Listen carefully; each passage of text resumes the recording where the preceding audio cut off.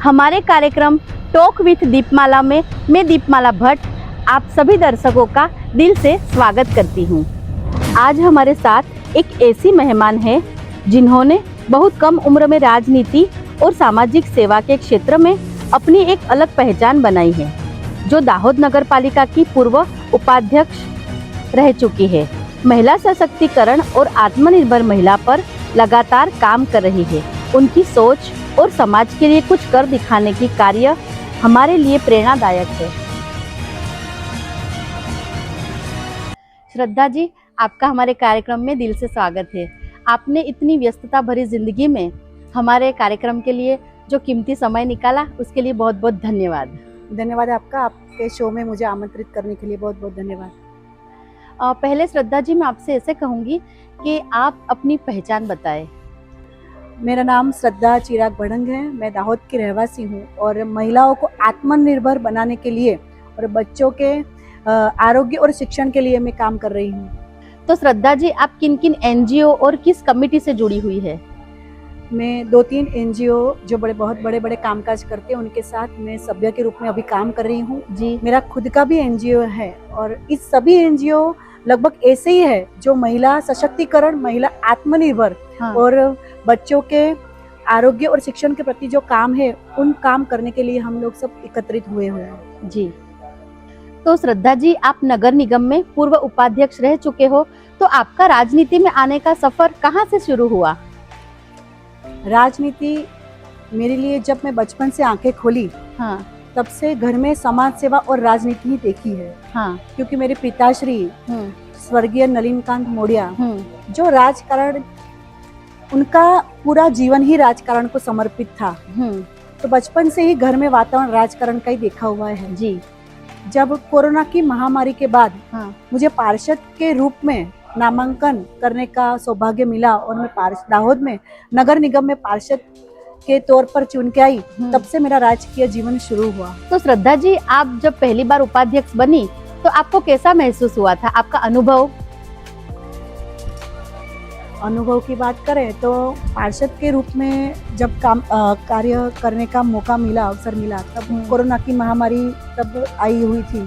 तो सबसे पहले तो यही विकट परिस्थिति थी कि वैक्सीनेशन अभियान चलाया जाए जी। तो वैक्सीनेशन अभियान से पहले जागृति, क्योंकि लोगों में वो जागृति कराना बहुत जरूरी था।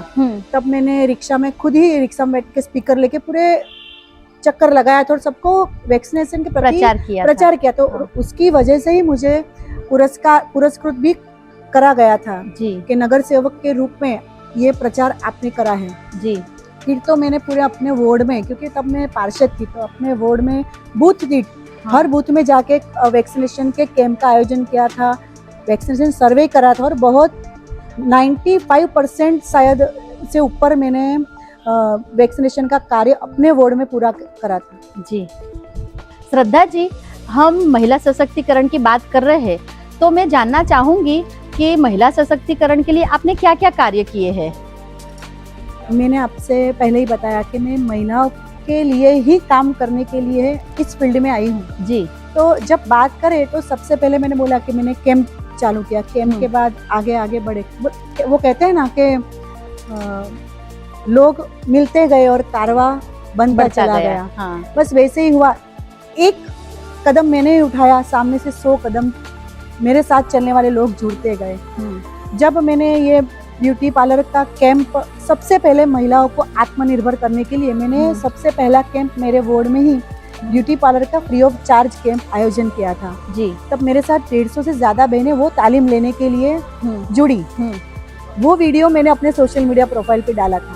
तो जब ये वीडियो डाला तब बहुत वो वायरल भी हुआ और मुझे एक बहुत ही सेवाभावी इंसान का फोन आया कि आपको सेवा ही करनी है तो मेरे पास आपके लिए एक मौका है जी। तो मैंने सहज भाव से पूछा कि मुझे क्या करना है? तो आपको कुछ नहीं करना है, उसका संचालन करना है। और आप सबके सामने आज शकुंतला देवी सीवन क्लास है और वो इंसान जो ये क्लास उनकी मातृश्री के स्मृति में चला रहे हैं, वो बहुत ही सेवाभावी और भगीरथ इंसान है कि जो सेवा के लिए कुछ भी करने के लिए तत्पर रहते हैं जी। तो उनकी बदौलत आज हम दाहोद और उनके आसपास के बहुत सारे तालुके के महिलाएं हमारे साथ जुड़ी हुई है।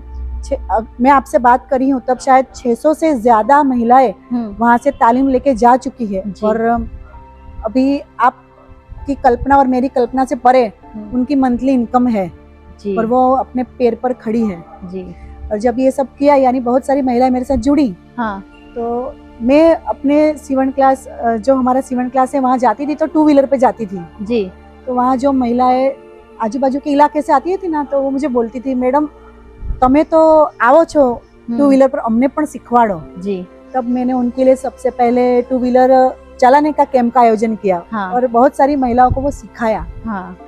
हैंडीक्राफ्ट के लिए बहुत सारे कैंप का आयोजन किया, लिपण आर्ट के लिए, वोकेशनल मेहंदी कोर्स के लिए ये सब कैंप के आयोजन करें। फिर जैसे हम लोग बात करने में हमको बहुत कॉन्फिडेंस है, लेकिन जो महिलाएं होती है वो सामान्यतः क्या होता है कि वो स्टेज फियर से, हम भी स्टेज फियर से पीड़ित थे ही जी। उनके लिए मैंने स्टेज फियर कैंप का भी आयोजन किया। हाँ। फिर जब उपाध्यक्ष बनी उसके बाद सखी मंडल की बहनों से बहुत मिलना जुलना होता था जी। तो फिर एक दिन बात से बात निकली कि रोटलो और चटनी हमारे दाहोद का बहुत फेमस खाना है। तो मैंने उनको मजाक में ही बोला कि एक कुकिंग कंपटीशन करते हैं। हाँ।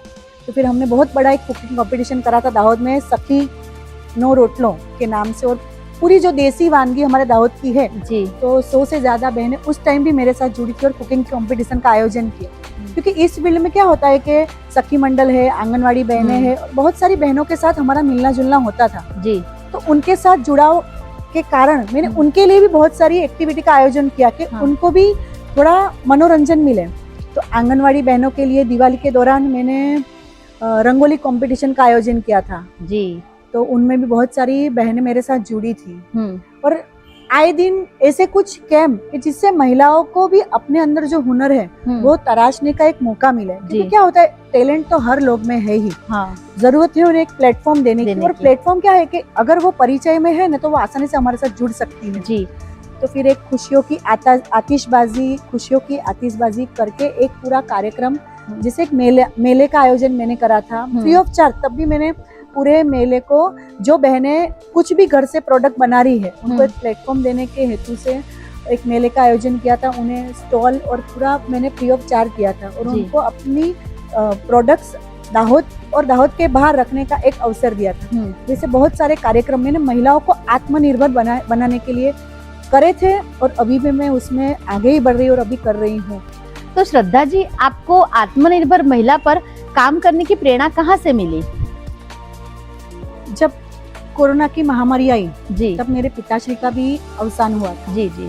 तब मेरे आजू बाजू में जब मैंने देखा तो जो घर का मुख्य पुरुष के जो कमा कर ला रहा था उनका जब अकाल मृत्यु हुई, हाँ। तब घर की परिस्थिति मैंने सबकी देखी जी। क्योंकि हम बचपन से ही लोगों से जुड़े हैं, समाज सेवा से जुड़े हैं। मेरे पापा ने अंतिम श्वास भी लोगों की सेवा में ही दिया था। हाँ। तब लोग हमसे जुड़े थे, यानी हमारे पास लोगों की समस्याएं आई जी। तब मैंने ये विचार किया कि हम इनके उपयोगी कैसे बने, उनकी हम हेल्प कैसे कर सकते हैं। इसलिए मुझे विचार, जब मैंने आपको पहले बोले कि ब्यूटी पार्लर का कैंप का विचार, आत्मनिर्भर बनाने का विचार ही मुझे तब आया कि ये बहनें नौकरी करने शायद नहीं जा पाएगी, तो उनको मुझे आत्मनिर्भर ऐसे ही करना पड़ेगा कि वो घर बैठ के कुछ काम कर सके। क्योंकि बच्चों को तो पढ़ाना है ही, घर तो चलाना है ही, तो वो कैसे करेगी। इसलिए मुझे ये आत्मनिर्भर बनाने का उनको विचार आया और उनकी बदौलत ही ये सब कार्य मेरे शुरू हुए। श्रद्धा जी, आपको क्या लगता है कि आत्मनिर्भर महिला बनने के लिए शिक्षा, हुनर या तो फिर स्वतंत्रता की जरूरत है? देखो, सबसे पहले आत्मनिर्भर बनने के लिए हमें एक मानसिकता बनानी पड़ेगी जी। क्योंकि मैं खुद ही ऐसा सोचती हूँ कि शिक्षा होनी जरूरी है ही, लेकिन उससे भी जरूरी हमारी इच्छा शक्ति। इच्छा शक्ति अगर हम में है तो हम कुछ भी कर सकते हैं जी। मैंने आपसे जब ये बोला कि मैं पार्षद के रूप में चुन के आई, तब मेरा बेटा खाली 5 महीने का था। अब मेरा बेटा भी बहुत छोटा था, लेकिन मेरी इच्छा शक्ति थी कि अगर मुझे मौका मिल रहा है, क्योंकि मैं बचपन से ही मैंने एक ही चीज, बोलते हैं ना, मेरे एक ही चीज देखी है जब से आँख खोली कि हम लोगों को कैसे उपयोगी बने, समाज सेवा कैसे करनी है, हम लोगों को कैसे फायदा पहुंचा सकते हैं।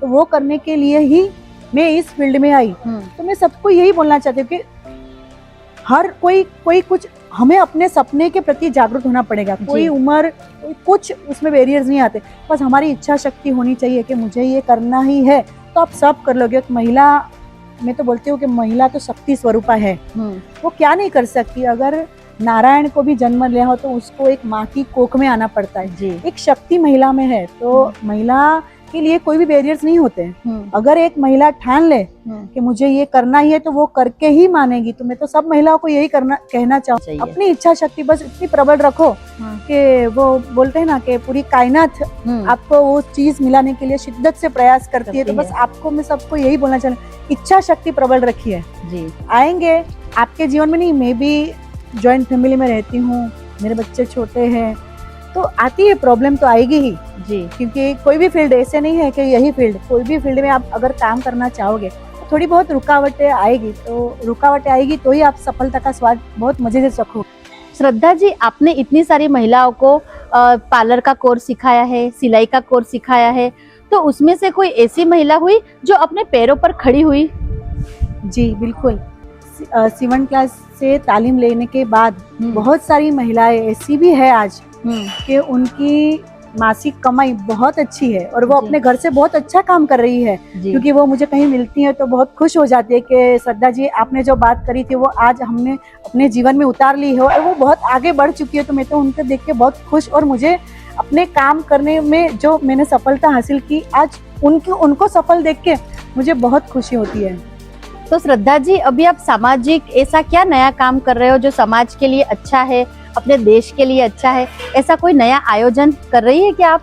बिल्कुल, अभी मैं हर रविवार को अपने कोई भी एक विस्तार में जहाँ बच्चे हैं वहाँ उनके बीच जाती हूँ। 1 से 1.5 घंटे वो बच्चों को पढ़ा रही हूँ। मेरी पूरी टीम है, वो टीम हमारे वॉलंटियर्स है, हमसे बहुत अच्छे लोग जुड़े हैं। उनके साथ ज्ञान दूत अभियान करके मैं एक प्रोजेक्ट चला रही हूँ जी, जिसके तहत वो बच्चों के घर तक हम जाते हैं, उनके साथ बैठते हैं, उनकी मानसिक स्थिति को टटोलते हैं कि उनको क्या क्या समस्या आती है, उनको क्या बड़े होके क्या बनना है, उनकी स्ट्रेंथ क्या है, उनकी वीकनेस क्या है। उनको पढ़ाते भी है, उनके साथ खेलते भी है और उनके साथ बातचीत करते हैं। और इस बातचीत के दौरान उनको पढ़ाई या कोई भी क्या प्रॉब्लम आ रही है उनसे बातचीत कर रहे हैं अभी तो, और बहुत अच्छा रिस्पांस मिल रहा है। बच्चे हमारे साथ जुड़ रहे हैं, क्योंकि अगर हम विकसित भारत 2047 की कल्पना कर रहे हैं जी, तो ये बच्चे ही हमारे भारत का आने वाला भविष्य है। तो उनके प्रति अगर हमारा थोड़ा बहुत योगदान हो जाए, इसके तहत हम ज्ञान दूत अभियान अभी चला रहे हैं जी। और दूसरा अभियान है मेरा मिट्टी की गोली यानी सीड बॉल्स अभियान। अभी बारिश का मौसम चल रहा है जी, तो उसमें हमने बहुत सारे सीजनल फ्रूट खाए, उसके बीज हम फेंक देते हैं, उसका हम रीयूज करके सीड बॉल्स हमारे दाहोद शहर के अलग अलग स्कूल में जाके हमने बच्चों के माध्यम से वो सीड बॉल्स बनाए, जिसमें मिट्टी, खातर और बीज जी, इसका मिश्रण करके मिट्टी की गोली बनाई। बहुत सारे मिट्टी की गोली हम अभी तक बना चुके हैं और आने वाले थोड़े ही दिनों में हम बच्चों के माध्यम से ही उस सीड बॉल्स का उपयोग करेंगे, उसके पौधे लगाएंगे। उसको हमें कोई भी वन्य जगह पर हमें उसको फेंकना ही है, फिर कुदरती रूप से ही वो पानी और हवा के माध्यम से वो अंकुरित खुद ही हो जाएंगे जी जी जी। और इस माध्यम से हम प्रकृति का संवर्धन कर पाएंगे, क्योंकि प्रकृति की तरफ हमारी जो भी संवेदना है हम इस प्रकार से उनको कर सकते हैं जी। श्रद्धा जी, हमारे कार्यक्रम के बारे में अगर आप 2 शब्द में कुछ कहना चाहेगी तो क्या कहेंगे? मैं इतना ही कहना चाहूंगी कि ये बहुत अच्छा विचार है। अलग अलग लोगों से मिलना, अलग अलग लोगों की जो जर्नी रही है संघर्ष से सफलता की तरफ, तो वो जर्नी आप बहुत अच्छे से लोगों को पहुंचा रहे हैं, यानी कि उनको भी कुछ प्रेरणा मिलेगी। तो दीपमाला जी, आप बहुत अच्छा काम कर रही है। दाहोद के अलग अलग लोग जो कुछ संघर्ष से सफलता के उनका जो जीवन पूरा गया है और आज कुछ अचीव कर पाए हैं और दूसरों की मदद कर रहे हैं जी, तो ये आप बहुत अच्छा, वो भी आप भगीरथ कार्य कर रही है। और इस सेवा में अगर हम आपके कोई भी उपयोगी आ सके तो हमारे लिए बहुत गर्व की बात है। थैंक यू जी, आपका बहुत बहुत धन्यवाद एक बार फिर से कि आप हमारे कार्यक्रम में जुड़े। मुझे आशा है कि आपको मेरा ये कार्यक्रम पसंद आया होगा, इसलिए मेरे वीडियो को लाइक करें, मेरे चैनल को सब्सक्राइब करें और अगले एपिसोड में एक नए मेहमान के साथ आपसे दोबारा मुलाकात होगी। तब तक के लिए नमस्कार।